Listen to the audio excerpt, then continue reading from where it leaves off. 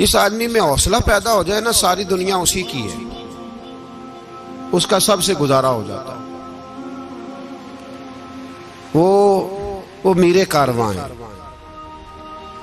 جس میں حوصلہ پیدا ہو گیا وہ لیڈر ہے، وہ سربراہ ہے، اس لیے کہ اس کا سب سے ٹائم گزرے گا۔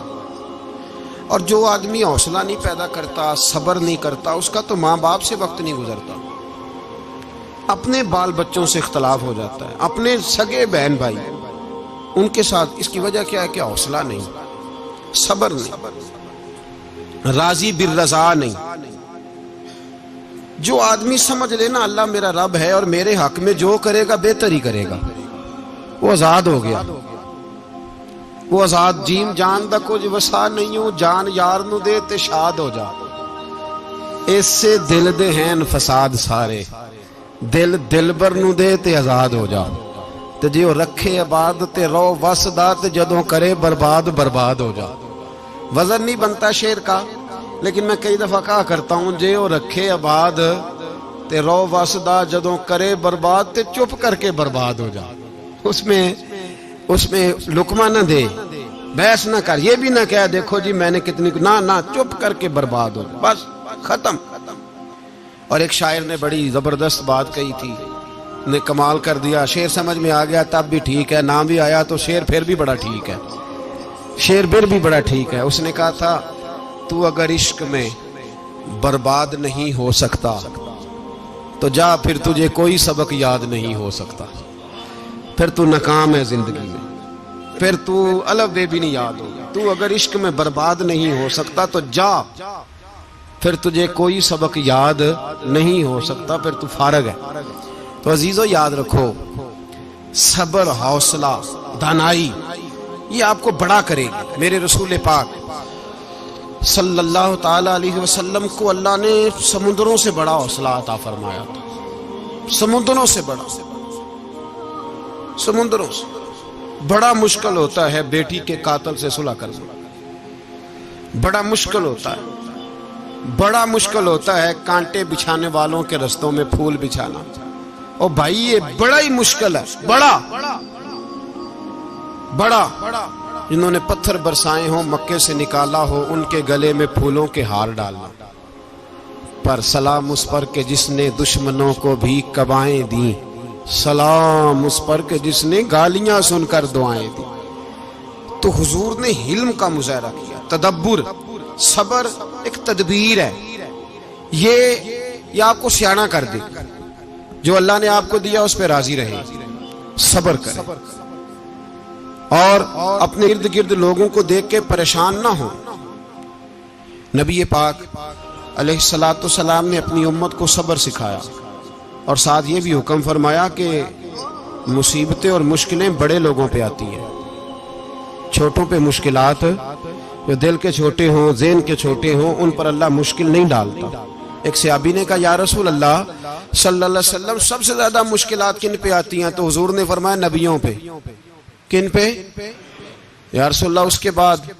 تو حضور نے فرمایا پھر نیک لوگوں پہ، علماء پہ، صلحاء پہ، صوفیاء پہ، اتقیاء پہ، ان لوگوں پہ بڑی مشکلات ہوتی، یہ کٹھن راہوں سے گزرتے ہیں۔ بھائی تیار کریں ذہنی طور پہ اپنے آپ مشکلات کے لیے، آزمائشوں کے لیے، تکلیفوں کے لیے تیار کریں۔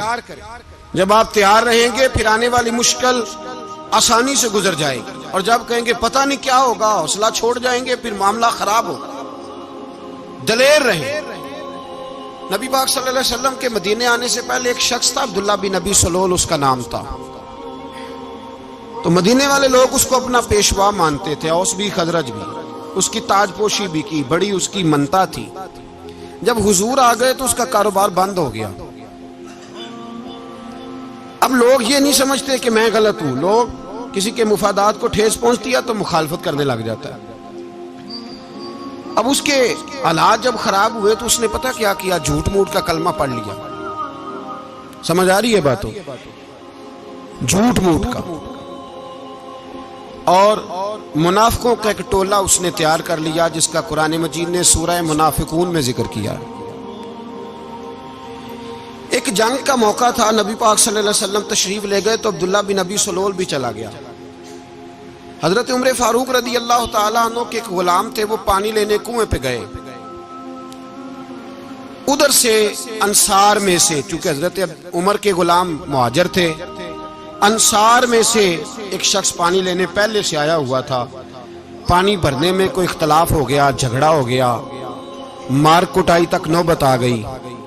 حضرت عمر کے غلام نے کچھ چیز مار دی، اس شخص کو زخمی ہو گیا، اس نے پکارا، عبداللہ بن ابی سلول نے سمجھا کہ موقع اچھا ہے، دوڑا ہوا آیا اور آ کر اس نے کہا، انصار مدینہ بھاگ کے آؤ، جلدی آؤ،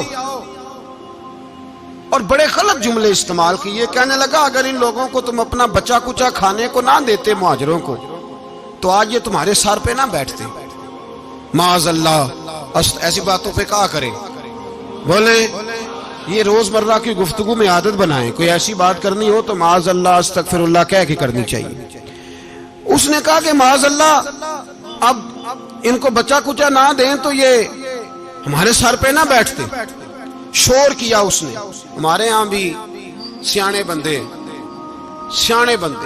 پنچایت کے لوگ وہ کہتے ہیں تو اس برادری کے بچے سے ہی مار کھا ہے، پتہ ہی نہیں چلا، جا اسے مار کے آ، سر پھاڑا، یہ کہا پھوڑ دے اس کا سر اور دیکھ میں دیکھ لوں گا بعد میں جو ہوگا۔ یہ عقل مند لوگوں کے مشورے نہیں، یہ جاہل لوگوں کے مشورے۔ ناراض نہ ہونا، پر یہ نبی پاک صلی اللہ علیہ وسلم نے فرمایا ہے، حضور کا فرمان ہے۔ یہ کن لوگوں کا کام ہے؟ بول کے بتائیں، بول کے۔ پڑھے لکھے سیانے بندے اس طرح کے مشورے یہ بالکل نہیں دیتے، جاہلوں کا کام۔ پکارا، مہاجر سارے اکٹھے ہو گئے، انصار سارے آ گئے، اور جب انصار آئے تو مہاجرین کو بھی پکارا، مہاجر بھی آ گئے۔ اب وہ گتھم گتھا ہونے لگے تو کسی نے جا کے محبوب پاک کے کان میں کہا، یا رسول اللہ وہاں تو مہاجر انصار لڑنے لگے، وہ پرانی لڑائیاں پھر سے جاگ گئی ہیں۔ نبی پاک تشریف لائے، حضور نے وہاں لفظ بیان کیے، فرمایا یہ تم نے کیا جاہلوں جیسا کام شروع کیا ہوا ہے؟ یہ کون سا کام ہے؟ اللہ کرے ہم سب اس کام سے باز آ جائے، آمین تو کہنا۔ اس برادری دے منڈے کوئی مار کھائے، برادری کیا ہوتی ہے؟ برادری تو تعارف کے لیے، اونچ نیچ کہاں سے آ گئی؟ کہا میرے رسول پاک علیہ الصلوۃ والسلام نے، فرمایا تم جاہلوں جیسے کام کر رہے ہو۔ صلح کرائی، بات رفع دفع کرائی، لوگ چلے گئے، معاملہ ٹھنڈا ہو گیا۔ لیکن عبداللہ بن سلول نے کہا کہ میں یہ موقع خالی نہیں جانے دوں گا۔ پھر گیا وہ اور جا کے انصار مدینہ سے کہنے لگا، ایک دفعہ جا لینے دو مدینے، تم نے میری بات نہیں نہ سنی تو جو وہاں بڑے سردار بیٹھے ہیں ان سے بات کروں گا، اور معاذ اللہ ثم معاذ اللہ ہم ان بے عزت لوگوں کو مدینے سے نکال دیں گے، وہاں صرف عزت والے رہیں گے۔ یہ غلط جملے اس نے ادا کیے جس کو قرآن پاک نے سورہ منافقون میں بیان فرمایا ہے۔ اس نے یہ بات کی، ایک صحابی تھے حضرت زید رضی اللہ تعالیٰ عنہ، وہ سن رہے تھے، آ کے عرض کی، یا رسول اللہ صلی اللہ علیہ وسلم عبداللہ بن ابی سلول تو اس طرح کہہ رہا ہے کہ مدینے جا کے عزت والے دوسروں کو نکال دیں گے، اور تم اگر اپنا بچہ انہیں نہ دیتے تو معاذ اللہ آج یہ ایسا نہ کرتے۔ حضرت عمر نے بھی سن لیا، حضرت عمر نے بات سن لی، تلوار نکالی اور دوڑے۔ حضور نے بازو پکڑا، فرمایا کدھر جا رہے ہو؟ کہا یا رسول اللہ اگر آج سزا نہ دی تو کل اور بات بھی کرے گا، اور اگر آج ایک قتل ہو گیا تو باقی سیانے بن جائیں گے۔ یا رسول اللہ مجھے چھوڑے، میں ماروں گا۔ حضور نے فرمایا عمر چپ کر، وہ جھوٹ موٹ کا کلمہ پڑھتا ہے، لوگ کہیں گے کہ محمد ابن عبداللہ نے اپنے ساتھی مارنے شروع کر دیے، چپ کر، حوصلہ کر، صبر کر، دلیری کر۔ حضرت عمر کہتے ہیں میری حضور کے کہنے پر میں ٹھہر تو گیا، پر وہ میرے اندر جو آگ لگی ہوئی تھی ٹھنڈی نہیں ہو رہی۔ کہتے ہیں میں چپ تو کر گیا۔ نبی پاک علیہ الصلوۃ والسلام نے پوچھا عبداللہ بن ابی سلول سے، تو نے یہ کہا ہے؟ کہنے لگا حاشا وکلا، میں نے بات ہی نہیں کی۔ ہاں، اب لوگ کہنے لگے کہ زید تو نوجوان ہے تو یہ بوڑھا آدمی ہے، چلو صحیح کہتا ہوگا۔ حضور بھی خاموش ہو گئے۔ اللہ پاک نے قرآن مجید نازل فرما دیا، فرمایا اللہ نے سن لی ان کی بات جنہوں نے یہ کہا ہے، اور پھر لفظ بڑے حسین ہے، فرمایا یہ کہتے ہم عزت والے ہیں؟ نہیں، وللہ العزت ولرسولہ وللمؤمنین، فرمایا عزت تو اللہ کے پاس ہے، اللہ کے رسول کے پاس ہے، اور عزت تو مومنوں کے پاس ہے۔ مومنین کے پاس عزت ہے.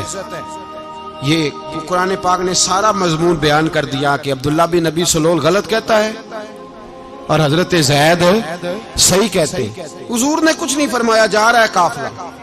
جب مدینے کی سرحد آ گئی نا، حدود مدینہ منورہ کی شروع ہوئی، تو عبداللہ کا اپنا بیٹا، اس کا نام بھی عبداللہ بن عبداللہ تھا، اپنا بیٹا اس کا بڑا مخلص جانثار غلام تھا میرے رسول پاک صلی اللہ علیہ وسلم کا. وہ تلوار لے کے مدینے کی حد پہ کھڑا ہو گیا اور کہنے لگا میرے باپ، تو نے اتنی بے ایمانی کے لفظ کہے کہ میں ان کو نکال دوں گا؟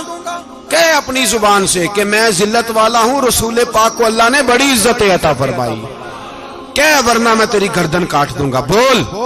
کہے حضور بھی عزت والے اور نبی پاک کے غلام بھی عزت. کہے اپنی زبان سے کہے میرے رب کا یہ فرمان ہے وَرَفَعْنَا لَكَ ذِكْرَكَ، حبیب میں خود تیرے لیے تیری شانوں کو بلند فرما دوں گا. تو کہے تو دشمن ہو کے کہنے لگا میرے بیٹے مجھے معاف کر دے، مصطفیٰ تو بڑی عزتوں والے ہیں، ان کے غلام شانوں والے. جب بیٹا تلوار لے کے سامنے کھڑا ہوا، شہرت ہوئی، اب نبی پاک نے حضرت عمر کی طرف دیکھا، کہا عمر تیری بات صحیح تھی، اب جو ہوا یہ زیادہ صحیح تھا. وہ میں نے تجھے کہا حوصلہ کر، تدبر کر، وقت کا انتظار کر، یہ صحیح ہوا کہ وہ صحیح تھا.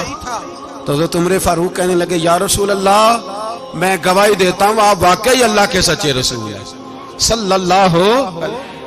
اتنی اچھی رائے. وقت فیصلہ کرتا ہے، تدبر سے چلے، دانائی سے چلے، علم پیدا کریں، بردباری. ہمیں کئی دفعہ سجدہ صاف کرنا پڑتا ہے، ہم جو کہتے ہیں بات اس کے الٹ نکل آتی ہے. ہم کسی شخص کے بارے میں کوئی تبصرہ کر بیٹھتے ہیں، کچھ عرصے کے بعد ہمیں پتہ چلتا ہے کہ وہ تو ایسا تھا ہی نہیں، ہم نے غلط بات کر. ہم بغیر تحقیق کے، بغیر تفتیش کے، حوصلہ نہ ہونے کی وجہ سے، صبر نہ ہونے کی وجہ سے ہم بہت سارے کام کر گزرتے ہیں، پھر ہمیں نقصان ہوتا ہے. اپنی زندگی میں حلم نہ چھوڑیں، حوصلہ نہ. لڑائیاں ہوتی ہیں نا گھروں میں، اس کی وجہ خامد ہوتا ہے، بیوی نہیں ہوتی. یہ بات گھر جا کے بتانا کہ آج انہوں نے کہا. لڑائی کی وجہ کون ہوتا ہے؟ نہ بولو تسی، پر میں تو آنکھ ہی چڑھیا ہے، وہ تو ریکارڈ ہو گیا ہے. لڑائی کی وجہ کون ہے؟ جڑے باتیں لڑتے ہیں وہ کندے ہی نہیں پے. وجہ کون بنتا ہے جی؟ کیوں بلا؟ اس لیے کہ نبی پاک صلی اللہ علیہ وسلم نے فرمایا عورت کی اگل آدھی ہے تو تیری تو پوری ہے نا. جس کا مطلب ہے لڑائی اگر بچ سکتی تھی تو مرد کی وجہ سے بچ سکتی تھی، گھر میں امن ہو سکتا تھا. کہتے ہیں جی بڑی بیوقوف ہے میری سنتی نہیں. تو میں نے کہا جو اس سے بحث کر رہا ہے وہ سیانا ہے؟ بولیں. جو بحث کر رہا ہے وہ عقل مند ہے؟ بندہ تو چلو تھا وہ دانشور شیکسپیئر، باتیں بعض اوقات اس کی کچھ ایسی ہیں. اس سے کسی نے پوچھا تھا عورتوں سے کون جیت سکتا ہے بحث میں، تو اس نے کہا تھا وہ جو ان سے بحث نہ کرے، جو ان سے بحث. تو بھائی تو وجہ اس لیے کہ حوصلہ تو نہیں کرنا تھا. نبی پاک علیہ السلام نے فرمایا بی بی ٹیڑھی لکڑی ہے، سیدھی کرنے کی کوشش کرو گے تو ٹوٹ جائے گی. سیدھی تو پھر کتنا بیوقوف ہے جو پتھر سے سر رگڑ رہا ہے، کتنا نادان ہے جو یہ حرکت کر رہا ہے، دریا میں چھلانگ لگا کے کہتا ہے ڈوبوں گا نہیں. تو بھائی حوصلہ پیدا کرے، علم پیدا کرے. بہت ساری ایسی باتیں کرے گی جس میں اشتعال آئے گا. فٹافٹ 3 لفظ طلاق کے دے دیے، اب بھاگا گیا مفتی صاحب کے پاس، او ہو 4 بچوں کا کیا بنے گا. اور یہ بات پکی ہے کہ بچوں کو صرف ان کی ماں ہی پال سکتی ہے، ان کی ماں. اور بات مجھے نہیں بھولتی، ایک شخص نے بیوی کو طلاق دے کے دوسری شادی کی. اس کا بیٹا تھا 10 سال کا. تو اس نے اپنے بیٹے سے کہا کہ بیٹے بتا پرانی اماں صحیح تھی یا یہ صحیح ہے؟ اس نے کہا نہیں ابا وہ تو جھوٹ بڑے بولتی تھی، یہ صحیح ہے. وہ جھوٹی تھی، وہ جھوٹ بڑے بولتی تھی میری سگی اماں، یہ سچ بولتی ہے. اس نے کہا وہ کیسے؟ کہنے لگا اس لیے کہ میں کوئی شرارت کرتا تھا تو میری سگی اماں مجھے تھپڑ مارتی تھی، وہ کہتی تھی تجھے روٹی نہیں دے رہی، جا دوڑ جا گھر سے. تو میں دوڑ جاتا تھا تو جھوٹ بولتی تھی نہیں دینی، پھر آدھے گھنٹے کے بعد مجھے ڈھونڈنے لگ جاتی تھی، ڈھونڈ کے لاتی تھی، پھر میری منت کرتی تھی، پھر مجھے کہتی تھی نہ مجھے ستایا کر، پھر میرا ماتھا چومتی تھی، پھر میری مرضی کا کھانا بنا کے دیتی تھی، پھر میرے منہ میں لقمے ڈالتی تھی۔ جھوٹی تھی، پہلے کہتی ہے نہیں دینی، پھر پیچھے بھاگتی ہے۔ یہ سچی ہے، میں شرارت کرتا ہوں تو تھپڑ مار کے نکالتی ہے، پھر میں منتیں کرتا ہوں پر روٹی نہیں دیتی، پیر پکڑتا ہوں نہیں دیتی، سچ بولتی ہے، اپنی بات پہ ڈٹ جاتی۔ او بھائی، بچے اس کی ماں ہی پال سکتی ہے، تو نے 3 جملے کہتے سوچا ہی نہیں، تیرا کا گیا تو یہ تو نئی بیوی ملے گی، اور اس کا بھی کیا گیا، اس کو بھی شاید شوہر مل جائے۔ ان پھولوں کی پرورش صرف ان کا مالی کر سکتا ہے، دوسرا کر سکتا؟ تو نے حوصلہ ہی نہیں کیا۔ ٹھیک ہے غلطی بی بی کی تھی، پر تو مرد تھا نا، تیرے پاس تو دلیری تھی، فٹافٹی 3 طلاق کے جملے کہہ دیے۔ اور میرے رسول پاک علیہ السلام نے فرمایا جائز کام بڑے ہیں، پر طلاق جائز تو ہے، پر میرے رب کو پسند نہیں، اللہ کو پسند۔ تو نے مالی بگا دیا جس نے تیرے گھر کا باغ سینچنا تھا۔ تو بھائی یہ حوصلہ نہیں، درجنوں طلاقیں، 20 کیس، اور ابھی وہ شادی کے پورے کپڑے نہیں پہنے تو طلاق پہلے۔ اس کی وجہ یہ کہ حوصلہ نہیں، صبر نہیں، رضا نہیں، ہم احساس نہیں کرتے۔ اگر تو یہ سمجھ جائے کہ بس اللہ نے جو میرے لیے بہتر سمجھا مجھے دے دیا، صحیح ہے، میری آزمائش ہے، کیا ہے، کچھ ہے جو اس نے بہتر سمجھا مجھے، اس نے، پھر تو سکھی ہو جائے، تیرے لیے جینا آسان ہو جائے، پھر تو بہت ساری پریشانیوں سے، آزمائشوں سے دور ہو جائے۔ میرے نبی پاک علیہ السلام نے ہمیں حوصلہ کرنے کا حکم دیا، دلیری۔ 2-3 سال، شاید پچھلے سال یا اس سے پچھلے سال حج کے موقع پہ نا، ہمارے پاکستان میں تو بڑے بڑے انوکھے واقعات ہوتے ہیں، سننے سے کیا، میں کہتا ہوں وہ عبرت کے لیے ہوتے ہیں۔ جعلی ویزے لگوا دیے حج کے کسی ایجنٹ نے، اللہ کے مہمانوں کو بھی لوگ لوٹ لیتے ہیں، معاذ، جعلی ویزے لگوا دیے۔ اور مزے کی بات یہ ہے کہ پاکستانی ایئرپورٹ سے گزر بھی گئے وہ ویزے والے، اور احرام باندھے لوگ جدے پہنچ گئے۔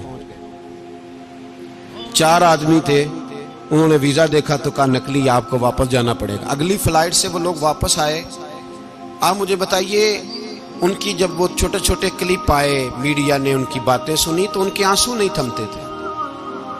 ایک آدمی احرام باندھ کے گیا ہے، معمولی سمجھتے ہیں آپ؟ میرے جیسا غریب آدمی کبھی اس نے ارادہ کیا ہو مدینے جانے کا، لیٹ ہو جائے تو کلیجہ پھٹنے کو آتا ہے، کچھ مجبوریاں پیروں میں آ جائے، نہ جا سکے تو پتہ نہیں کتنی توبہ کرنے کو دل کرتا ہے کہ کہیں غلطی تو نہیں ہو گئی، کوئی ایسی بات تو نہیں نکل گئی۔ یقین کریں طبیعت پریشان ہو جاتی، یار کوئی ایسا کام تو نہیں ہو گیا جس کی وجہ سے یہ بات ہوئی۔ 4 آدمی لوٹ آئے، حالات خراب ہو گئے، لوگ رو رو کے قصے سناتے تھے، لیکن میرے رسول پاک علیہ السلام کا حوصلہ دیکھو۔ حضور کعبے کا بھی کعبہ، حضور مالک، حرم کے مالک مطلق، جن کے صدقے اللہ نے کعبہ کو بیت اللہ بنایا۔ حاجیو آؤ شہنشاہ کا روضہ دیکھو، کعبہ تو دیکھ چکے، اب کعبے کا بھی کعبہ دیکھو۔ حضور 1400 صحابہ کو لے کے گئے عمرہ کرنے، مقام حدیبیہ پر پہنچے تو کافروں نے روک لیا، ہم عمرہ نہیں کرتے، تو اور میں خادم اور جو وارث و مالک ہیں 1400 صحابہ، ہم نہیں عمرہ کرنے دیتے، واپس جائیے۔ صلح لکھی جا رہی ہے، صلح کی شرطیں کیا ہیں؟ مکے سے کوئی آدمی غلطی سے بھی مدینے چلا گیا، مکے کا آدمی، تو مسلمان اگر ان کے ظلم سے تنگ آ کے، مکی مسلمان کافروں کے ظلم سے تنگ آ کے مدینے چلا گیا تو مدینے والے واپس کریں گے، اور اگر مدینے سے کوئی شخص غلطی سے بھی مکے چلا گیا تو مکے والے واپس نہیں کریں گے۔ اتنی سخت شرائط۔ حضرت عمر غصے سے کانپنے لگے، صحابہ پریشان ہیں، پر میرے رسول پاک نے صبر دکھایا، حوصلہ، تدبر، یہ تدبیر ہے۔ صبر ایک بہترین تدبیر ہے، اگر کوئی اپنائے تو بہترین طریقہ ہے۔ حضور نے فرمایا ہمیں منظور ہے، صلح کرو، اور اتنا سخت حکم ہے، کہنے لگے 1400 احرام والے واپس جائیں، بعد میں آنا، اس وقت نہیں عمرہ کرنے دیں گے۔ میرے نبی پاک علیہ السلام، مجھے بتاؤ، مجھے اور آپ کو دکھ ہوتا ہے تیاری ہو تو پروگرام رہ جائے، تو اگر احرام باندھا ہو اور اللہ کے رسول نے بندھوایا ہو تو حضور واپس لوٹنے لگے تو کتنی تکلیف کی بات ہے۔ حضور نے فرمایا چلو آئندہ آئیں گے، معاہدہ لکھا جا رہا ہے، حضرت علی معاہدہ لکھ رہے ہیں، لکھو محمد الرسول اللہ صلی اللہ علیہ محمد الرسول اللہ صلی اللہ علیہ وسلم اور قریش مکہ کے بیچ معاہدہ.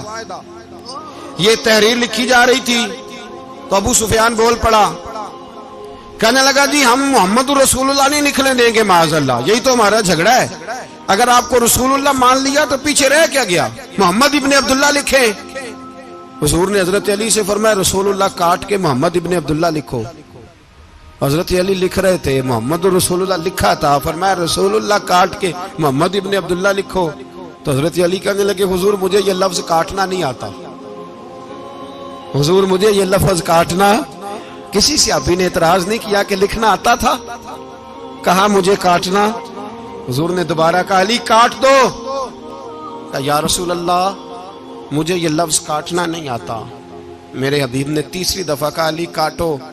تو شیر خدا نے قلم چھوڑا، ہاتھ باندھے اور کھڑے ہو کہنے لگے محبوبہ مجھے تیرے قصیدے لکھنے آتے ہیں، کاٹنے کوئی نہیں آتے. میں مجبور ہوں، مجھ سے نہیں ہوتا. کوشش کرتا ہوں، نہ قلم اٹھتا ہے نہ ہاتھ چلتا ہے. میرے حبیب پاک نے قلم پکڑا اور لفظ رسول اللہ خود کاٹ کے محمد ابن عبداللہ کرایا. بھائی وقت گزر گیا، صلح ہو گئی. یہ تدبر، یہ حوصلہ، یہ تدبیر میرے نبی نے فرمائی. اب تو 1400 کو مکے نے نہ داخل ہونے دیا، لیکن 1 سال ہی گزرا، تھوڑا ہی وقت گزرا، میرے رسول پاک 10,000 کو لے کے مکے میں داخل ہو گئے. 10,000. اس نے فائدہ دیا. حکمت کیا تھی، تدبر کیا تھا؟ قریش روز لڑائی کرنے آ جاتے تھے، تبلیغ ہی نہیں کرنے دیتے تھے. ان سے صلح ہو گئی تو نبی پاک نے کیسر کو خط لکھا، کیسر روم کو، ہرکل کو. دور دراز تبلیغ پھیل گئی، مسلمان 100,000 سے زیادہ ہو گئے. ان کی طرف سے اب وہ لڑائی بند ہو گئی. میرے حبیب پاک علیہ السلام کے حوصلے نے کمال دکھایا. اس تدبیر نے فائدہ دیا امت مسلمہ کو. 10,000 کا لشکر لے کے حضور کعبے میں داخل ہوئے. کل جو ابو سفیان کہتے تھے نا محمد رسول اللہ لکھنے نہیں دوں گا، آج وہ خود کہہ رہے تھے اشہد ان لا الہ الا اللہ واشہد ان محمد رسول اللہ صلی اللہ علیہ. کل جو کہہ رہے تھے کہ میں یہ لفظ نہیں لکھنے دوں گا، آج ابو سفیان کی حویلی میں لاکھوں لوگ، ہزاروں لوگ بیٹھے تھے اور سارے کہہ رہے تھے محمد الرسول اللہ محمد الرسول اللہ محمد الرسول اللہ صلی اللہ علیہ وسلم. میرے محبوب کی تدبر نے، فقاہت نے، اور پھر کمال ہوا.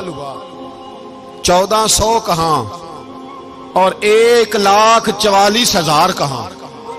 1400 کہاں اور 1,44,000.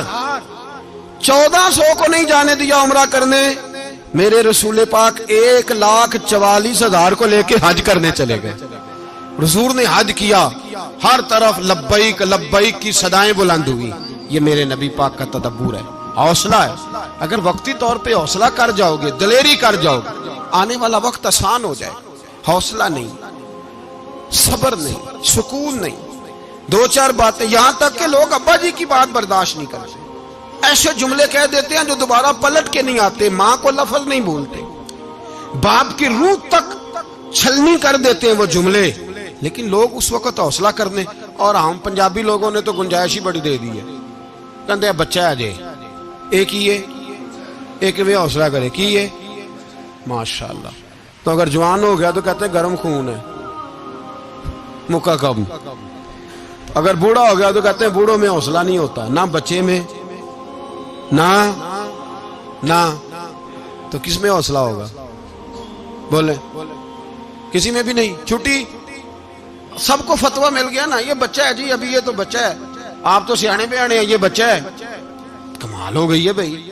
کیا مطلب ہے بچہ ہے؟ بچے کو سارا پتہ ہے، ہر چیز اسے آتی ہے، حوصلہ کرنا ہی نہیں آتا.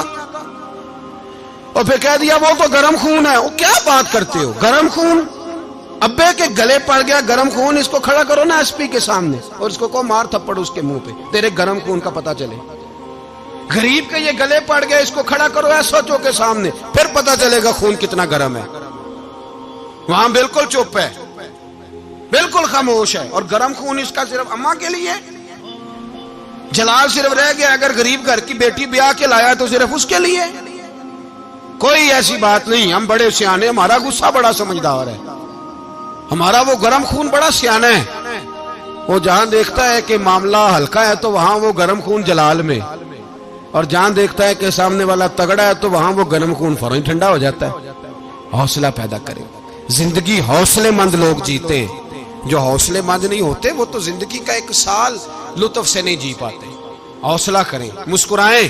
میرے نبی پاک صلی اللہ تعالی علیہ وسلم نے نا عثمان بن طلحہ کعبے کی چابی ان کے پاس ہوتی تھی، تو حضور نے ایک دن فرمایا عثمان، اچھا یہ نہیں تھا کہ عثمان خاص لوگوں کو چابی کعبہ کھول کے دکھاتے تھے، بلکہ ان کو قریش کی جانب سے یہ حکم تھا کہ جو بھی تجھے کہے تو نے کعبے کا دروازہ کھول دینا۔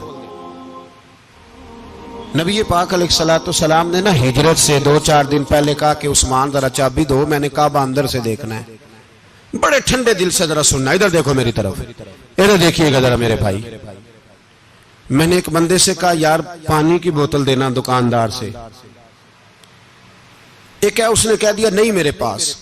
اس بات کا کوئی غصہ بولیے، اور اگر وہ کہے سارے زمانے کو ملے گی آپ کو نہیں دینی، پھر بولیں میرا خیال ہے چپ کر کے ہنس کے آ جائیں گے، سوال ہی نہیں پیدا ہوتا۔ ہم کہیں گے مجھے نہیں نہ دینی، تو نے تو دکان اٹھا یہاں سے بند کاری سے، کیا مطلب ہے سب کو دینی ہے تجھے نہیں دینی، کیا معنی ہے اس کا؟ لے کے جاؤں گا، جھگڑا ہوگا، بحث کریں گے۔ عثمان بن طلحہ سے حضور نے فرمایا دروازہ کھولو، کعبہ دیکھنا ہے۔ عثمان کہنے لگا میں ساری دنیا کو دکھاؤں گا، آپ کو نہیں دکھاؤں گا۔ کتنی سخت بات ہے، پر قربان جائیں رسول اللہ کے حوصلے پہ صلی اللہ علیہ۔ عثمان کہتے ہیں میں نے یہ بات کی تو نبی پاک مسکرانے لگے، اور میں اچھا نہیں دینی، تو حضور نے نا مسکرا کے اور میری کمر پہ تھپکی دی، فرمایا اچھا یاد رکھنا یہ چابی میں تجھ سے لے لوں گا، اور جس کو میرا دل کرے گا میں اس کو دوں گا۔ عثمان کہتے ہیں روز رات کو نبی پاک کے یہ جملے میرے کانوں میں گونجتے تھے کہ حضور نے فرمایا۔ کہتے ہیں جس دن پتا چلا نا نبی پاک 10,000 کا لشکر لے کے آ رہے ہیں،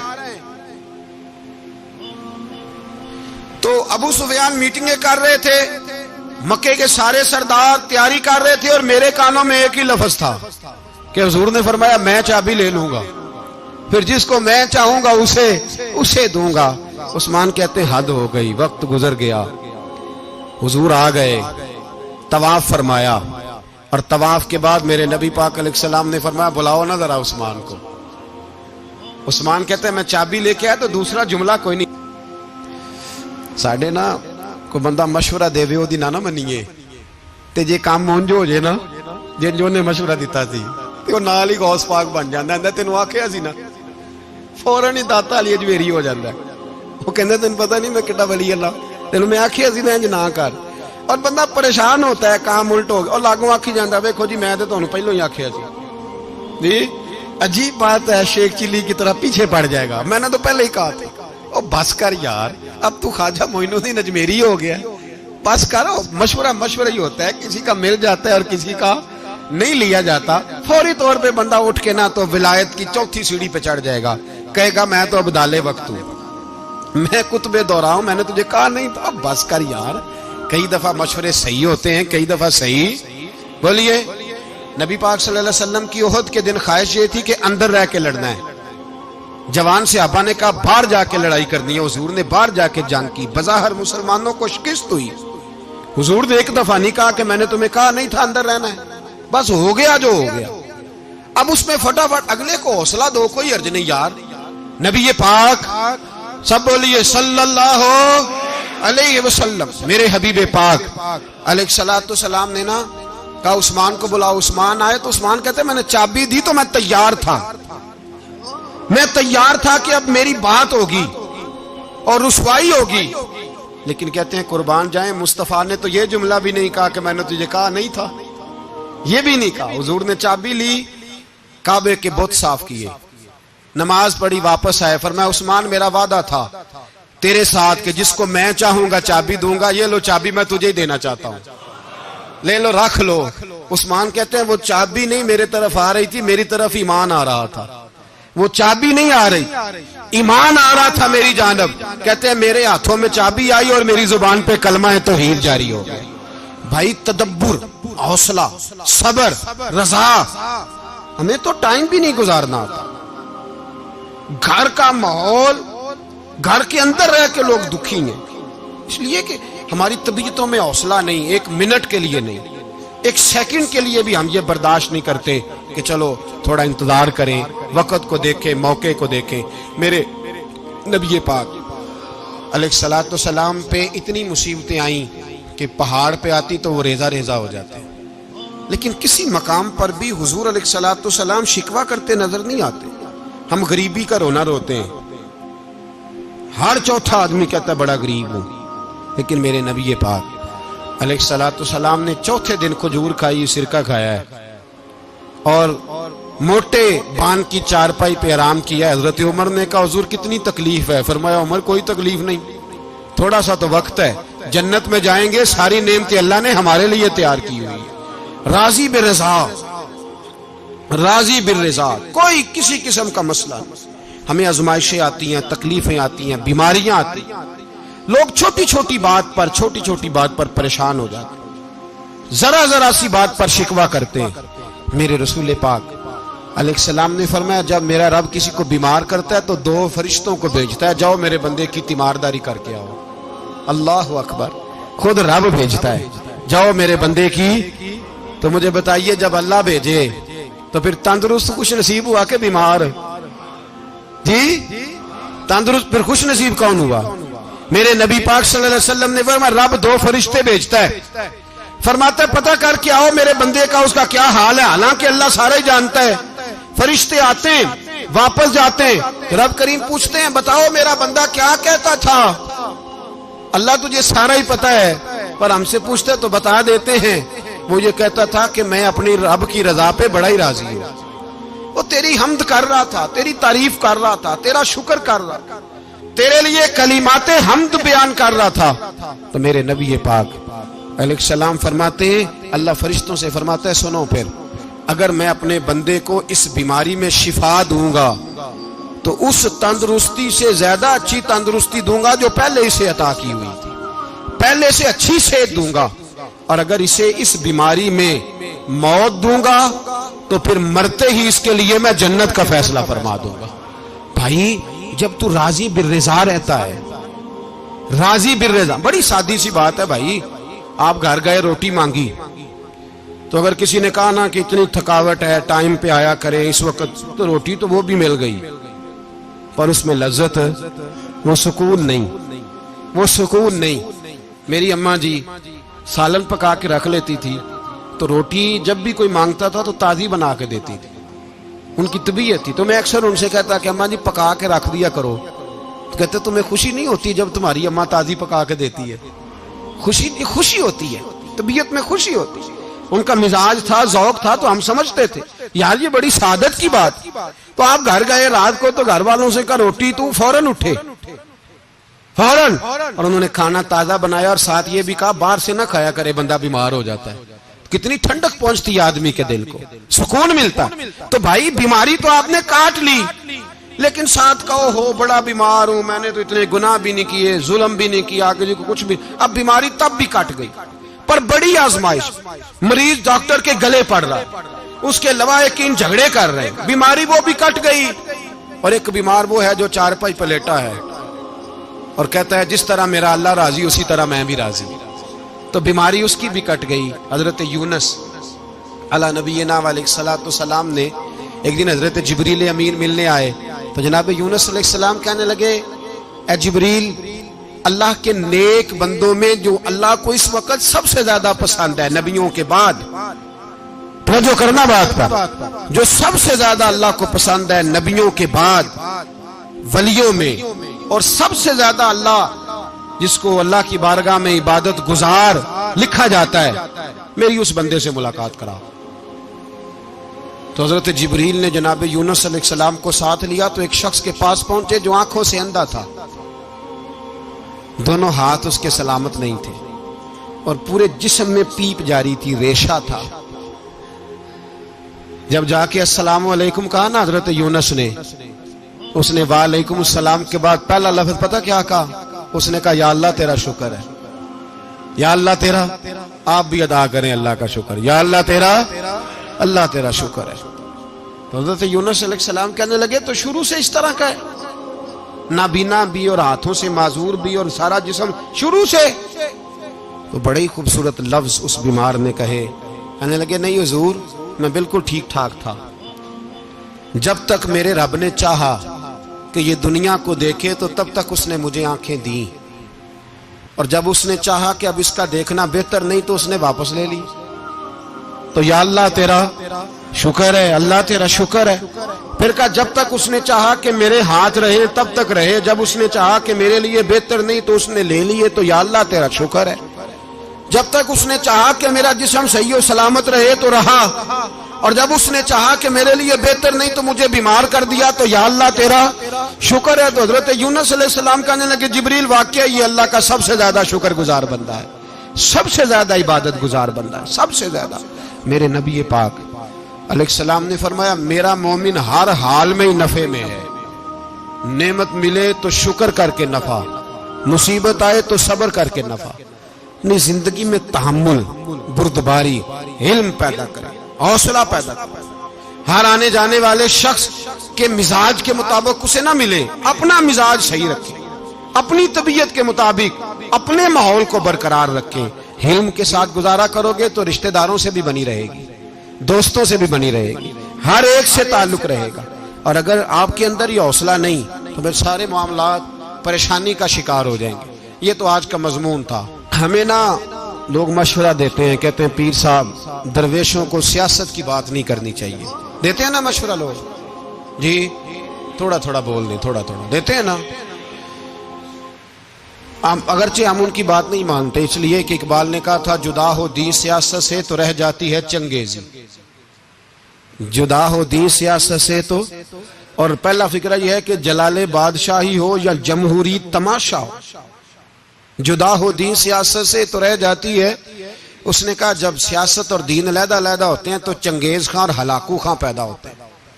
سیاست جب تک مسجد کے اندر رہتی ہے تب تک پاک صاف رہتی ہے، وہ گندی ہوتی تب ہے جب مسجد سے نکل جاتی ہے۔ حضرت علی کے زمانے تک مسجد میں رہی، پاک صاف رہی، یزید باہر لے گیا تو گندی ہو گئی، حضرت عمر بن عبدالعزیز دوبارہ مسجد میں لے آئے تو پھر پاک ہو گئی۔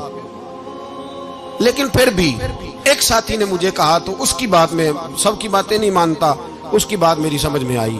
وہ کہنے لگا جی اصل بات یہ ہے کہ سیاسی تبصرے تجزیے ہم اخباروں میں ٹی وی پہ جا کے بیٹھے، جا کے بڑی مہربانی میری طرف دیکھیں، وہ ہم سنتے رہتے ہیں تو ہمارا دل کرتا ہے مسجد میں صرف ہم رسول اللہ کا پیار ہی سنیں۔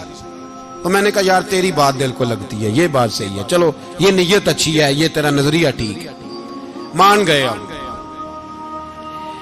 میں چلا گیا دکاندار کے پاس اور میں نے اس کو جا کے کہا کہ گاڑی کا انجن کھولو، اس طرح کرو، اس طرح۔ اس نے کہا مولانا آپ جا کے نا گھر تو فقہ کی کتاب کھولیں، اس لیے کہ گاڑی کے انجن کے بارے میں آپ کو معلومات، یہاں اگر آپ نے یہ کام کرنا ہے تو اس کو پڑھیں، کسی استاد کے پاس ورک شاپ پہ آئیں، آپ کے ہاتھوں کو، منہ کو، چہرے کو مٹی لگے، دھواں لگے، گریس لگے، پھر آپ کو پتہ چلے گا انجن کیسے کھلتا ہے۔ صحیح کہہ رہا ہوں؟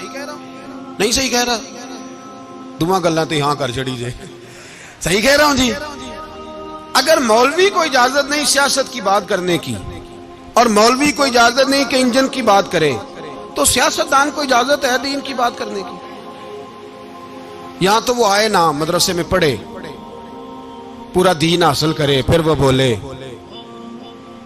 تو پھر تو ٹھیک ہو گیا۔ لیکن جب اسے سورۃ اخلاص بھی سیدھی نہیں آتی تو فتوے دینے کی اس کو ضرورت ہے کوئی؟ بولے نا یار کیوں چھیڑتے ہیں سیاست؟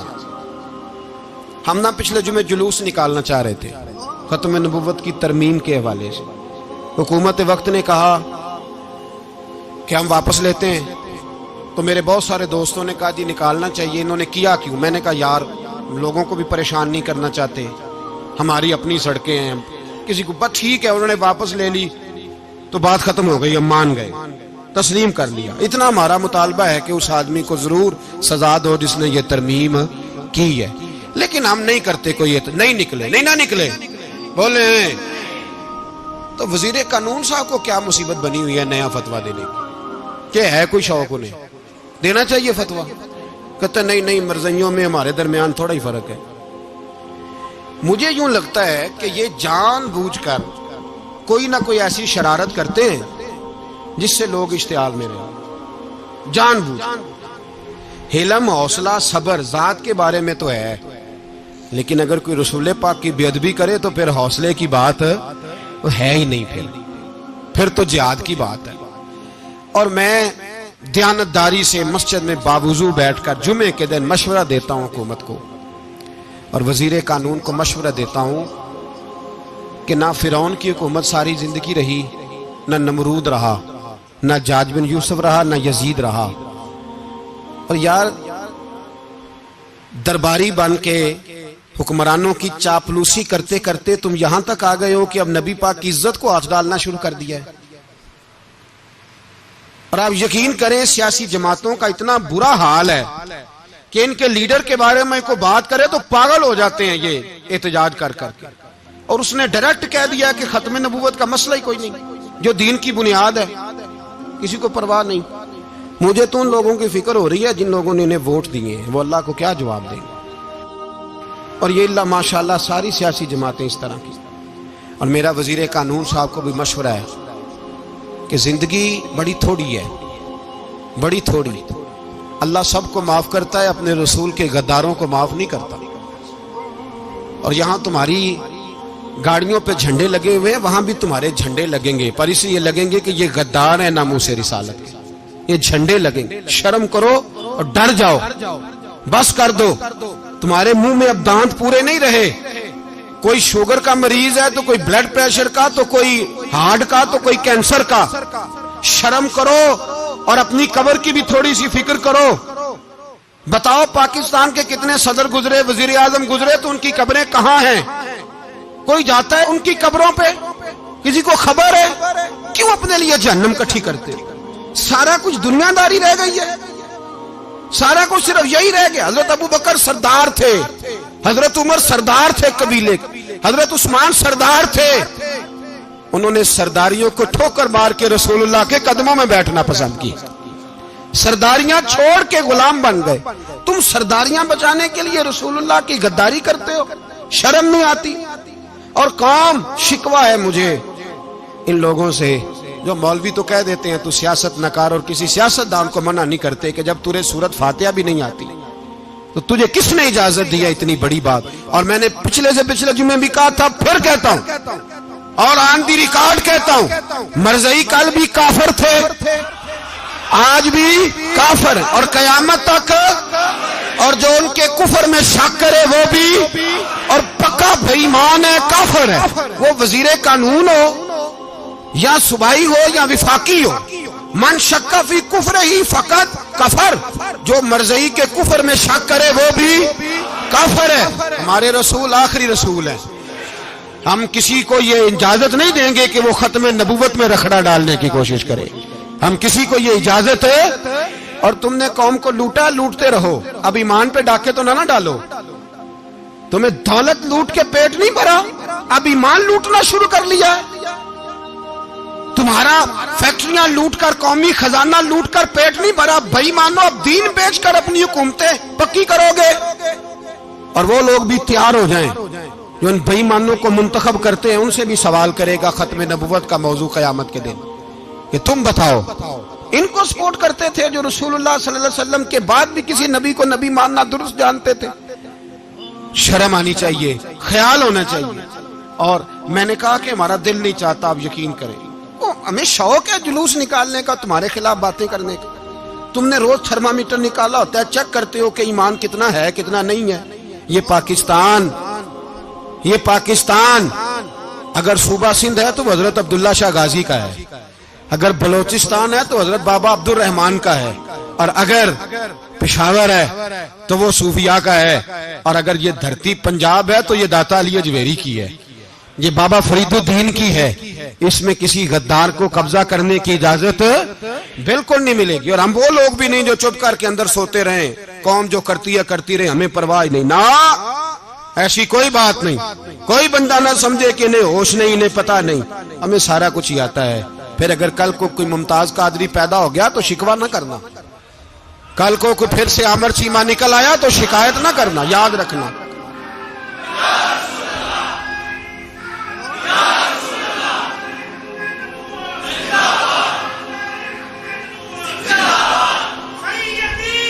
تو میرے بھائی کھول کے بولے یا نبی رسول کے وہ صلی اللہ۔ تو یہ مشورہ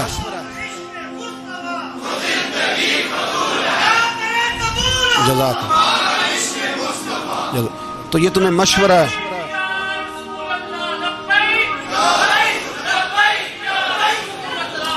میری بات سنیں، یاد رکھیں، یہ لوگ بعد میں پچھتاتے ہیں، پھر مناظرے کراتے پھرتے ہیں، اس نے صحیح کیا کہ غلط کیا، پھر انہیں ہوش آتی ہے بعد میں، پھر ان کے ہواری نکل نکل کے میدانوں میں دلیلیں دیتے ہیں۔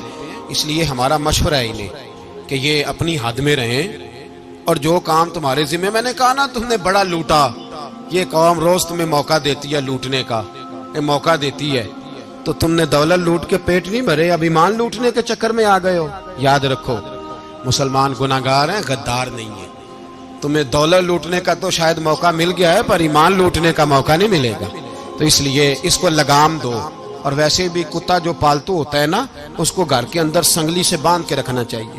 یہ تمہارے بوٹ چاٹتے ہیں، بھونکتے ہیں تمہارے حق میں، وزارتیں لیتے ہیں، ہم نے تو کوئی وزارت نہیں لی تم سے، اور نہ ہمیں شوق ہے، اس لیے کہ ممبری کیا کرنی ہے جس کو ممبر رسول عطا کر دیا جائے، اس نے کیا کرنی ہے یہ ممبریاں جس کو پکا پکا ممبر رسول دے دیا جائے، تو اس لیے اس سے باہر آؤ۔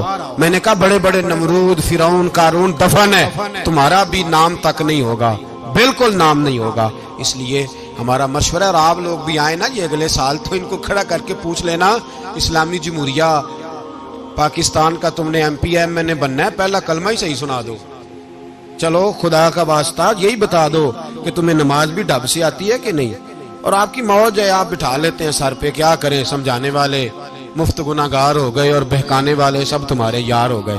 اس لیے یہ چھیڑتے ہیں جان بوجھ کے، اور پھر جب کوئی ممتاز قادری علیہ رحمہ پیدا ہوتے ہیں، پھر انہیں دشواری ہوتی ہے، پھر ان کا جینا مشکل ہو جاتا ہے، یہ موقع دیتے ہیں، پتہ نہیں کس کے ایجنڈے پہ عمل کر رہے ہیں۔ میرا سوال یہ ہے، میں نے پچھلے جمعے پھر میرا سوال ہے کہ میں پوچھتا ہوں، اس آدمی کو ضرورت کیا ہے ختم نبوت پر بات کرنے، جب امت مسلمہ کے متفقہ فیصلہ ہے کہ مرزائی کافر، اسمبلی نے بل پاس کر دیا کہ مرزائی، ان کو اقلیت قرار دے دیا، اور جب سے وہ اقلیت بنے، نہ ہم نے ان کی عبادت گاہ جلائی، نہ ہم نے ان کو قبروں سے نکالا، نہ ہم نے، بس ٹھیک ہے جیسے عیسائی رہتے ہیں، یہودی سے کس ملک میں رہتے ہیں وہ بھی رہیں، اقلیت بن کریں، کوئی اعتراض، پر تم انہیں کھینچ کھونچ کے کیوں قریب کرتے ہو؟ تمہارا کیا جرانہ ہے ان کے ساتھ؟ بتاؤ تو صحیح۔ ان لوگوں سے ان کو چاہیے اپنے منہ میں لگام ڈالیں، اور اگر نہیں ڈالیں گے پھر انشاءاللہ ڈالی جائے گی، اور بڑی تگڑی ڈلے گی، اور پھر ایسی ڈلے گی، ایسی ڈلے گی۔ سلمان تاثیر جب مرا تھا نا، تو 5-5 لاکھ روپیہ مولویوں کو آفر کی جنازہ پڑھاؤ، 5-5 لاکھ روپیہ چھوٹے چھوٹے مولویوں کو۔ اور داتا صاحب کی مسجد کے خطیب بھی صوبائی جو تھے، وہ خطیب تھے، ملازم تھے، انہوں نے کہا کہ ایمان نہیں بھیجنا، نکالنا نوکری سے تو نکال دو۔ اور بادشاہی مسجد کا مولوی جس کا پتہ ہی نہیں چلتا، کبھی کدھر چلا جاتا ہے کبھی کدھر، یہاں تو وہ بھی کھڑا ہو گیا، اس نے کہا نا ایمان نہیں بیچنا۔ گورنر ہاؤس کی مسجد کا امام کہنے لگا کہ بخشا جانا نہ جانا یہ تو رحمت الہی کا معاملہ ہے، پر اتنا گندا جنازہ نہیں پڑھنا، اتنا گندا جنازہ نہیں ہم پڑھیں گے، مرنے کے بعد تمہارے جنازے نہیں پڑھے جاتے، تمہاری قبریں خراب ہوتی ہیں، کدھر ہیں تمہاری دولتیں؟ اور وہ مولوی آج تک پتہ ہی نہیں کدھر گیا جس نے اس غلیظ کا گندا جنازہ پڑھایا۔ تو بھائی اپنی قبر اشر کو، جب جہاں تمہارے جنازے نہیں پڑھے جا رہے تو وہاں تمہارا کیا حال ہوگا؟ اس لیے ان لوگوں کو چاہیے کہ اپنی زندگی اس طرح گزاریں کہ کچھ نہ کچھ منہ لے کے سرور کائنات کے پاس چلے جائیں، ورنہ ایسا نہ ہو کہ یہاں بھی پھٹکار اور وہاں بھی پھٹکار۔ اس لیے ہمارا مطالبہ ہے حکومت سے کہ شرم کرو، اور ایسے بھائیمانوں کو، کالے ناگ جو تم نے بھرتی کی ہوئے، ان کو نکالو، اور اگر تعریفیں کروانی ہو، تلوے چٹوانے ہو تو اندر کمروں میں ان سے چٹوا لیا کرو، ان سے کہو کہ یہاں ہماری نوکری کرو، باہر نکل کے رسول اللہ صلی اللہ علیہ وسلم کے دین کے بارے میں گفتگو نہ کرو، اس لیے کہ اللہ تبارک و تعالیٰ نے اس دین کے اندر بڑا حسن اور بڑا جذبہ رکھا ہوا ہے، بڑا وقار ہے۔ ہمارا مطالبہ ہے حکومت سے کہ ختم نبوت کے مسئلے پر کوئی سیاستدان گفتگو نہ کرے۔ آپ تائید کرتے ہیں اس بات کی؟ اس پر کوئی سیاستدان کوئی گفتگو. ہمارے پاس بڑے تماشے ہیں سیاست کرنے کو، باقی تماشوں پہ سیاست کرو. یہ رسول اللہ کی ناموس کا معاملہ ہے، یہ چھیڑنے کی تمہیں اجازت ہے؟ مجھے سمجھ نہیں آتی یار، جب بات ختم ہو گئی، اسمبلی نے بل واپس لے لیا، تو صوبائی وزیر قانون کو آخر تکلیف کیا ہے؟ آپ کے پاس جواب ہے کوئی اس بات کا؟ بات ختم ہو گئی، ہم نے جلوس نہیں نکالا، چھوڑ دیا، خاموش ہو گئے. علماء نے میٹنگیں بلائی تھی، کینسل کر دی، ٹھیک ہے جی بات. اب دوبارہ سے کیوں چھیڑتے ہو؟ پھر کہتے ہیں احتجاج ہوتا ہے، شور ہوتا ہے. تم خود ایسی حرکتیں کرتے ہو جس سے افراتفری پیدا ہوتی ہے. یہ ملک رسول اللہ کے نام پہ بنا ہے، اور قیامت تک یہاں وہی ہوگا جو میرے رسول پاک صلی اللہ علیہ وسلم کی رضا ہوگی. اور نبی پاک کے قانون کے خلاف کوئی قانون یہاں چل سکتا؟ اللہ ہمیں سمجھنے کی توفیق عطا فرمائے.